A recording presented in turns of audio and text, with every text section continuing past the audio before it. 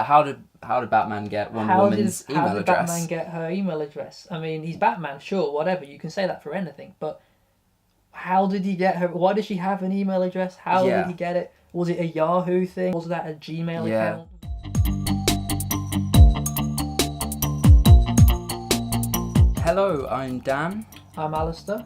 and this is our thoughts on Batman v Superman: Dawn of Justice. So, for anyone that hasn't seen the movie, as probably obvious by the title of this video, there are going to be some spoilers. Oh yeah, So, if you nothing don't but want any spoilers. spoilers, if you haven't seen the movie yet, it's been out for a little bit now. Yes. So, but if you haven't seen it, maybe go see it and then come back and then Yeah. watch this. It's been a week, almost exactly, since we saw it. It's had time to sink in. Not just for us, but I think most people. The feedback has been across the board. America here, it's been enormous. People don't like this film. It's been so unanimously panned. I say again, people like it, but there is a majority consensus here by both critics and audiences. I forget the numbers, but it's seen a massive tail off after the first weekend. Yeah, People, through word of mouth, people are just not even bothering to see this film. It's got, last I saw, 30% on Rotten Tomatoes, something similar on IMDb and Metacritic and too. Metacritic. What were your initial thoughts before you saw the film? What were your expectations? Well, yeah, I mean, my expectations, I think, were a little bit lower. They were tempered by the fact I had seen the trailers. You hadn't, I don't think. I had seen the first trailer and the third trailer, but not the second trailer with all the dark side stuff. The dream sequence Of with course I the did. Omega symbol and also Batman and Superman teaming up at the end, and that was the one that everyone slated for Yes, being too I did. spoilery I'll be and honest. everything. I So mean, I know not as much about Darkseid, and when I saw that trailer, which I did see, I picked up more on the fact that they'd shown Doomsday at the end, who was the big. Everyone's calling him the cave troll from Lord of the Rings because he yeah, looks the same. Who shows up at the end, and yeah, I noticed that, and I thought, well, that's kind of ruined the film for me a little bit.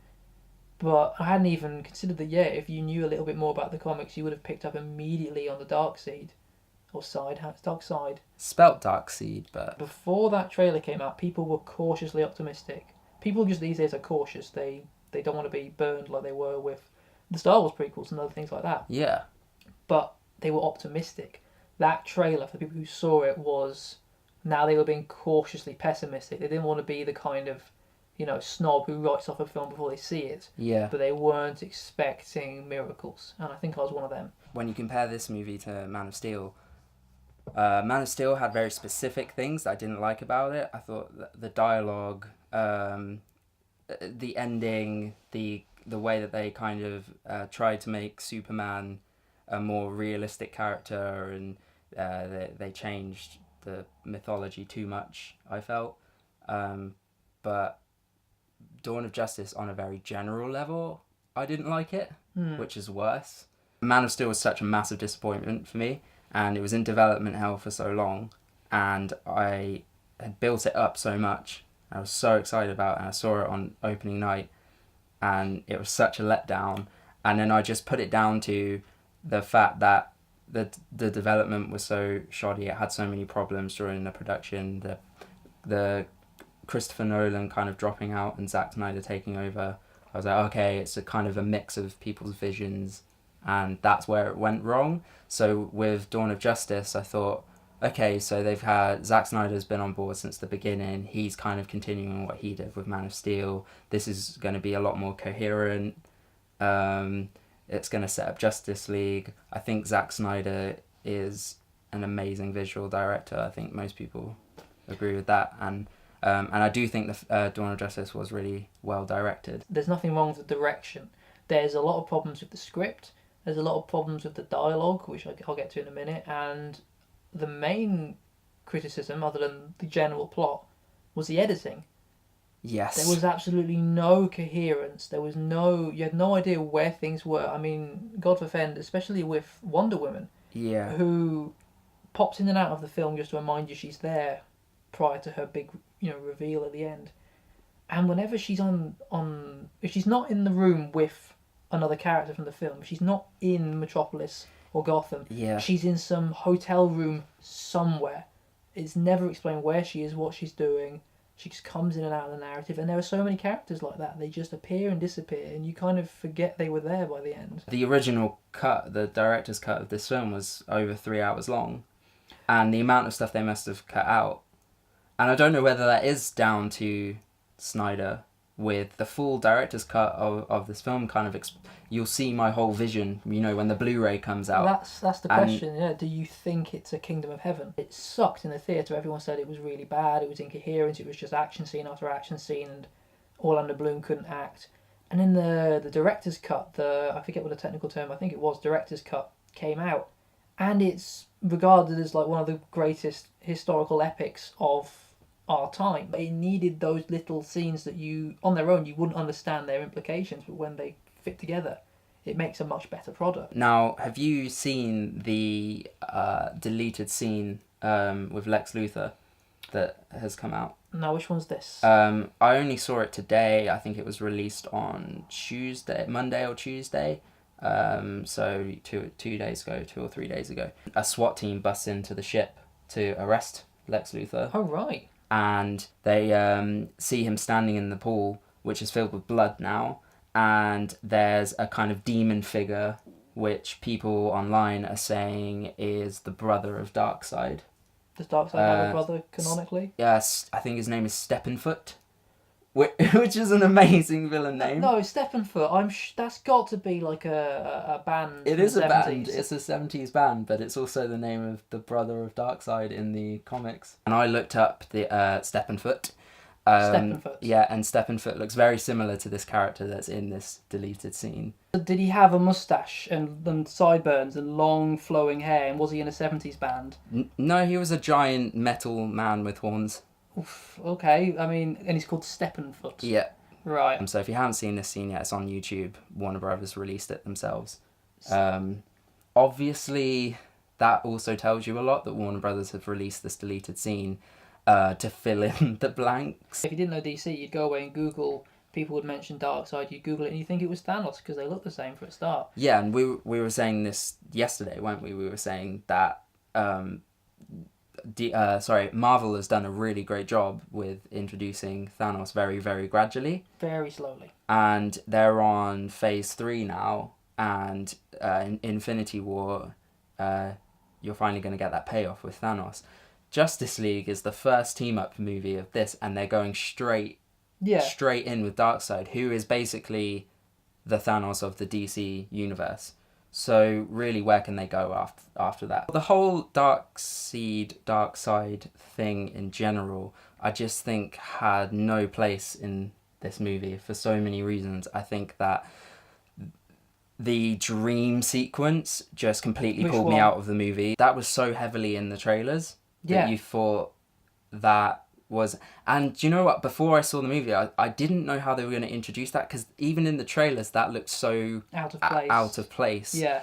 Like, how are they going to go from the rest of what I've seen to this kind of army of Superman followers and in the desert and things like that? I was really surprised because people who make movies don't go for dream scenes these much anymore because people don't like it. I think the general public sort of identified that they can be a bit cheesy, a bit, lazy. At the very start, you're watching the age-old story of Bruce Wayne falling into a well, bats scare him, and then he starts flying.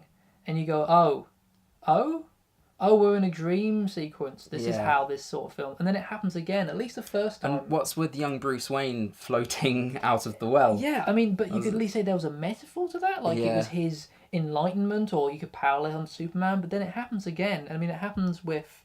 It happens with the very long future, which is more like a prediction. It's weird that Batman does have superpowers. It turns out he's clairvoyant, and that's what I don't like about it. Well, actually, I've never actually considered that. How did Batman have this vision? Because there's the Flash coming through the time portal in a dream. In the dream. So is this does the Flash give him the vision, or does... Because they really don't go back to that at all. you're thinking, okay, this is a setup for a future. And then it turns out Bruce Wayne was dreaming it. So first you have the question of how on earth is Bruce Wayne, whose whole thing is he's not actually got any powers, how is he telling the future? Or how is he like randomly hallucinating eerily accurately? And then it turns out he hasn't woken up because a second message from the future literally bursts through a hole next to him to warn him about the thing he just dreamt about in a completely unrelated, vehicle for future prophesying. Yeah. And then he wakes up from that. They did the same thing twice. They could have had one of them and have it be a bit weird because, it's really early for this sort of stuff. It's just created such a problem in my mind for Justice League because the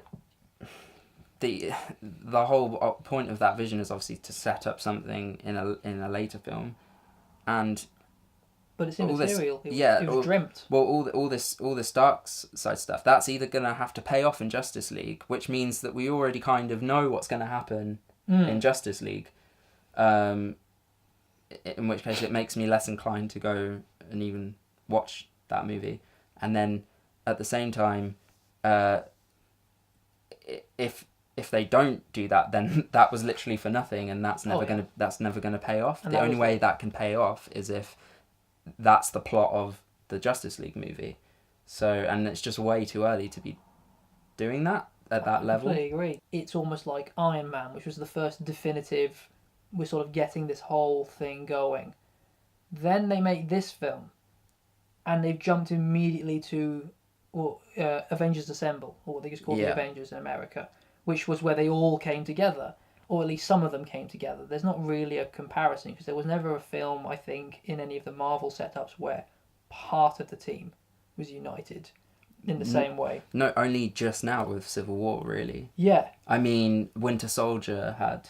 But that was after the fact. That was them... They didn't slowly pull together. They all came together at once. And then the next film was going to be Justice League. And not only is it trying to jump to the success and phenomenon that was Avengers Assemble, the film, not just the franchise, but also the more I think about it, if they're setting up Darkseid to be the big enemy, either he comes to Earth himself, which, as you say, is like... It'd be like if Thanos turned up in Iron Man 2. It's way jumping the gun. It's way, kind of rushing yourself. Yeah. Or insectoid people will come through a wormhole above a major city, and New York... Yeah, you can already see there's only... Like, if they go the obvious route, and I would love to say I have faith in their storytelling abilities to not do something stupid like that, but after this film, I genuinely expect them to just recreate Avengers Assemble with a dire cast of uninteresting, moody... Everyone's trying really hard to be Batman, except Batman. He's gunning people down like he's Rambo. Yeah. Batman kills so many people in this movie. That is a big problem. The Dark Knight Returns. Yeah, Frank Miller. It was Frank Miller. And it's set in the future, and Bruce Wayne is an old man, and Gotham has gone to hell. Part of that story ends up with Batman fighting Superman. And he uses all his tricks and guile, and he builds a big suit with glowing eyes, and it's what the big fight scene in Batman versus Superman is inspired by, and takes a lot of its choreography from, not just its pacings and aesthetic, but he's based a lot of the film on that graphic novel, and he says if you read that novel he shoots people. No, he doesn't. Never in that. I mean, there's like maybe one panel where he perhaps uses a gun on someone to shoot them in the shoulder to like stop them doing something drastic, but I think that's like, it's very vague. Ben Affleck is by far the greatest thing to come out of this film. Definitely. It sounds like faint praise because with a film so, widely panned and with so many flaws, you'd think saying he's the best thing out of it makes it sound like he's middling, but he's a genuinely good Batman. He's intimidating, he's tough, he has the body, he carries his weight. He looks intimidating, he sounds intimidating, and when he's Bruce Wayne, he's charming, he's intelligent, and he's like a detective. He does like moments of espionage and hacking and infiltration. And do you know why Batman was the best character in this movie? Because he was the only one that had any motivation and any believability for anything that he did. Yes. I just I also think the if we're talking about more positive things now, we've said a lot of negative things. The opening of the movie with Bruce Wayne in Metropolis was great, I thought, and I thought it set Definitely. up the film really well, and I was so into it. Oh yeah. And honestly, I just think that there was such a stark drop off from that opening with what was going on with Bruce Wayne, seeing Metropolis get destroyed, and then when he has that little girl Yes. and he's like, "Where's your mum?" and then he points up at the burning building, and then you see his face, like the rage for Superman, Yeah. and then cuts to Clark and Lois Lane in a bathtub. Yeah, I mean, there are some things people like to jump on, like the moment when he decides not to kill Clark. They like to say, oh, they realised their mums were both called Martha, and so they became best friends. That's a very easy way to dismiss that scene. I think it was handled a little clumsily. The turnaround was a little too fast, but it did make sense. The whole point was Batman had genuinely just seen as Superman as like an alien with no bearing on humanity. Yeah. This like heartless god, and then he finds out he's just another guy. Like, sure, he has superpowers, but he grew up on Earth. He has a mum. The whole point of Batman as a character throughout all the media he's been in since the 40s, when he stopped carrying guns, back when he was first invented, is despite how brutal he is and how scary he actually is very compassionate and has a great deal of respect for human life. Yeah. Had they maintained that element of the character, at the cost of having him shoot people less, which is, I think, a sacrifice most people are willing to make, that scene would have been all the more profound, because this is the first time Batman was going to actually kill someone. Not only what came before, but also what comes after is what made that moment not work for me. And that was the moment that I kind of gave up on the movie. That was where I was like, I'm out. When he had that spear over, and then why are you saying Martha? Why are you saying that name? It's his mother's name. Oh my god, that's your mother's name. That's my mother's name. Let's be friends now, Batman. 2 seconds later, they're all chummy. They're all joking. Wonder Woman shows up. Oh, I thought she was with you. Yeah. Like, it's just, it's so stark, isn't it? Just the change, and like you said, beforehand, the way that Batman is doesn't set up that moment very well, and then what happens after, the fact that they're friends so quickly. And there's also the scene where Batman saves Martha Kent, and they have that I'm a friend of your son's. Oh, I figured. Oh, I guessed. It's because of the You were not a friend of her son's a second ago. If you've seen the trailers, you remember 1,000,001 lines that are so trailer. They're like trailer punctuation. They're these very dense and impactful and ominous sounding lines. Trailer service. Yeah, is he a god? Day versus night. The red capes are coming. The red case. It's not a coincidence that Jesse Eisenberg says most of these lines. Lex Luthor is so much of his dialogue is in the trailers, because it's this very ominous sounding. What is the oldest lie in America, Senator? You hear that, you remember that line. Even if you've seen the film, you'll remember that line. Can you remember the answer? I can't. It was meaningless. Half of what he says is just stuff that sounded good in the trailer, and you can't wait to see it in its proper context. And people have bashed Jesse Eisenberg a lot for his performance, but I think the reason people don't like his performance is not necessarily his acting ability, it's just that the character was so badly written. Like, he didn't have a lot to work with. His character, or maybe yeah. he did, and a lot of it was cut out.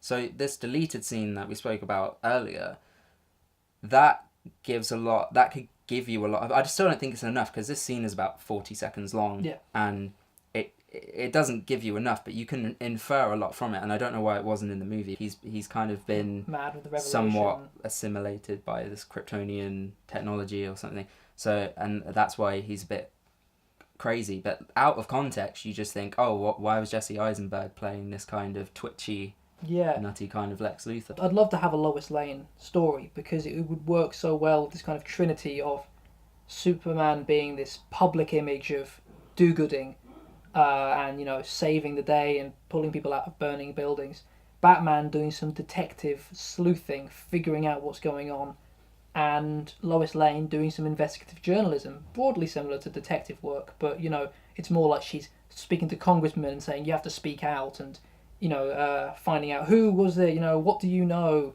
whereas Batman's more like interrogation and stuff. There's this kind of trinity of fighting for the truth. I would argue that Lois had more going on in that movie than Superman did. Yeah, who shares the title of this film. Superman. Like, he has, the reason that he fights Batman is not introduced until minutes before the actual battle takes place. It's not his motivation for this fight isn't established.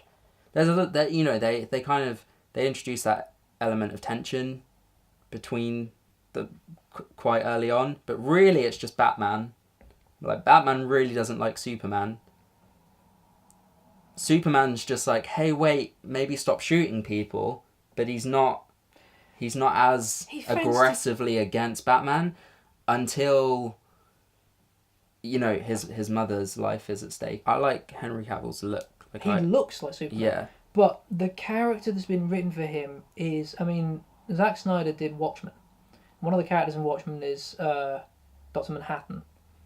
And he's sort of a deconstruction of Superman, this idea of a man who's so powerful, so above humanity in every regard, can do anything. That he just doesn't interfere. That he sort of loses his humanity and he begins to think, why should I save someone from falling? They're only going to die of old age later.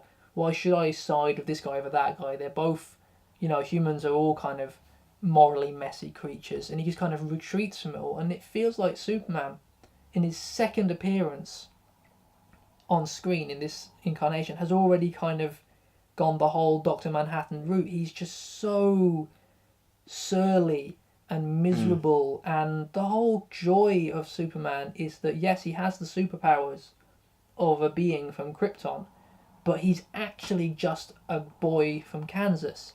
He's charming, he's folksy, he's a little bit, he's too trusting almost. He sees the best in everyone. He's polite, he's respectful, he's hello ma'am, hello officer.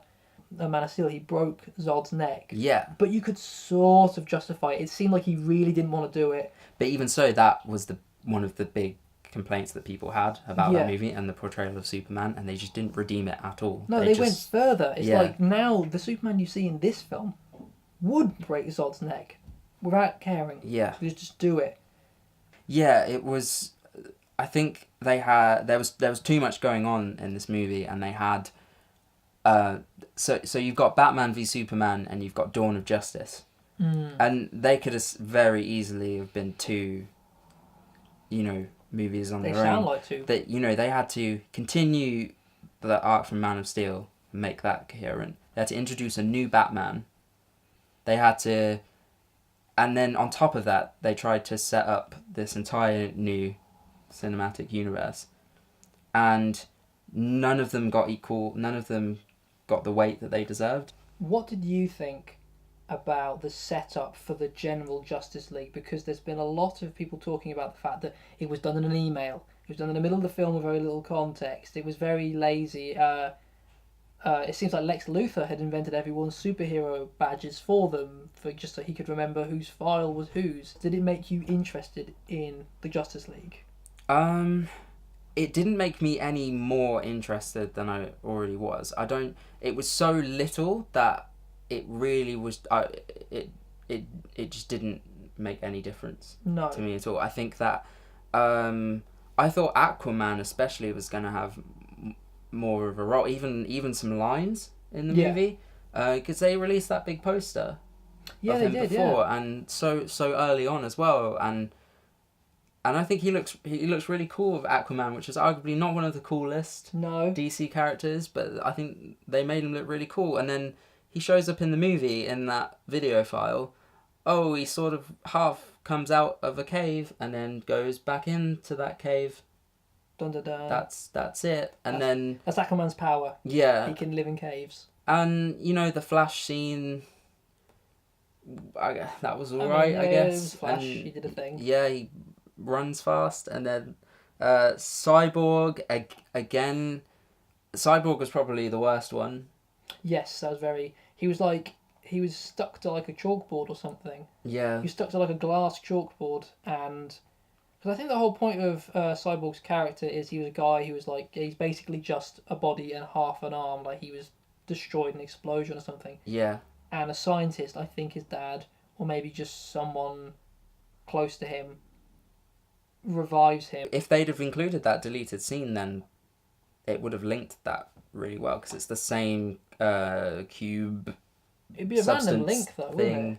That Cyborg maybe has like did Steppenfoot create Cyborg? Like, who knows? Steppenfoot. Gal Gadot was really good Yeah, everyone's singing as her praises. Wonder Woman, but I honestly didn't see that until she appeared as Wonder Woman. So, because beforehand she just, she has the interaction with Bruce Wayne and stealing the plants. Yeah, that was all good, and then that kind of fizzles out, and then, like we said before, it's this really disjointed, she's in a hotel room, and she's scrolling through an email. Yeah, she's on a plane. Somebody who doesn't know DC, how are they going to know that was Wonder Woman? Yeah, like in the same film, they've taken so much pains to like show these random, quite disjointed. This is who Cyborg is. This is who Aquaman is, and then Wonder Woman just turns up, and at one point she's lassoing Doomsday with her lasso of truth, or whatever the technical term for it is. You didn't see her with it before. You saw her with the shield and the sword. Yeah, it's like, now she has a magic whip. You'd be like, wait, why does she have a magic whip? Wait, that wasn't there before. Yeah. If you knew who Wonder Woman was, you'd be upset at how badly they did it. And if you didn't know who Wonder Woman was, you'd be upset because you have no idea what's going on. Yeah. I don't know who they were aiming it for. But she was good, and I think she does give me hope for the Wonder Woman standalone movie. So, as far as the other ones, I still think the Aquaman movie could be really cool. I think all the standalone movies could be really cool. It didn't have the potential. Just Dawn of Justice just didn't make me any more excited. It definitely assailed my expectations for Justice League, but not so much the standalone movies, because I think they can hold that, much like in the MCU, certain ones I like more than others. So, but yeah, Justice League, they've created so many problems. The death of Superman, which we should probably talk about. It's a famous comic book arc. Doomsday, who I think has a completely different origin story in the comic books. Yeah, he's I think the most popular kind of canon is that he was created by Kryptonian scientists. And Superman manages to defeat him, but he is himself killed. The fact that they chose to quote it this early on, they did the whole Superman thing. I mean, there's suggestions that someone's going to die at the end of Marvel Infinity War Part 1 or 2. Mm-hmm. There's a suggestion that one of the big ones is going to die, like, Iron Man or Captain America, or someone's going to die, and it's going to be a huge dramatic moment. Even in Civil War. Yeah, even then, but this has been years in the making. We've come to care for these characters and love these characters, and it's going, oh my god, that's a big deal, and we can understand that not only is it important to us and the story, but to the other characters. Superman's been around for, a film and a bit, and no one cares. Batman's been around for less than a film. Wonder Woman's been around for a scene, and you simply can't pull that level of emotional draw. To me, I do not understand why Doomsday was introduced. No. It's going back to that thing with Darkseid and just the stakes being far too high, far too early. And, that troll, Lord of the Rings troll looking thing could have been anything else. It could have been... they could have literally just said, it's a mutated form of Zod, or it's just anything else. But to say that it's Doomsday, even casual comic book fans know Doomsday kills Superman. But to introduce him, have him kill Superman again. Yes. Because the first time they nuke him. Yeah, he nukes him, and then his face comes back to life, and then they fight again, and then Superman kind of although technically Superman sort of killed himself. Yes. Through killing Doomsday, he also killed them both. So technically that's not the same thing. Yeah. But I'm not going to let them off on that kind of technicality. Because, to go through all of that and it's so late as well, introducing a villain so kind of villain monumental with as no build-up. as Doomsday, as this kind of throwaway thing. 2 funerals for Superman, and then the last shot of the film is the soil moved a little bit. Yeah. Oh yeah, this is a film like The Lord of the Rings is infamous for its multiple endings, and everyone thinking, oh, is it? That was a good film. People were like, oh, is it over yet? This film just goes on for like, it's like 2.5 hours runtime. I swear, I wasn't keeping count, but Doomsday must have died around like 2 hours in, and then they just had a half-hour funeral. They showed the entire of Superman's funeral, the whole march down Washington, the whole cannons going off. They didn't do anything interesting. They didn't do anything ironic or subversive with it. They just did it completely straight. Here's a funeral. The end. Superman's dead. 20 minutes of funeral. I'm supposed to feel sad. Yeah. No one believes that he's actually dead. No one believes he's actually dead. Because he's in Justice League. Why would you do that? It's just a waste of time. The fact that Gotham and Metropolis are actually across the bay from one another. That was weird. Right on the bayfront, prime real estate, prime, port, boats can come in and stuff, but no one's developed it. It's just this wasteland convenient for, blowing things up. Where is Wayne Manor? Because that doesn't look like it's anywhere near. Now in some kind of penthouse that's been built on the lake on his property, and I don't know what lake they're nearby because Gotham is very clearly, Queens. It's not Chicago anymore.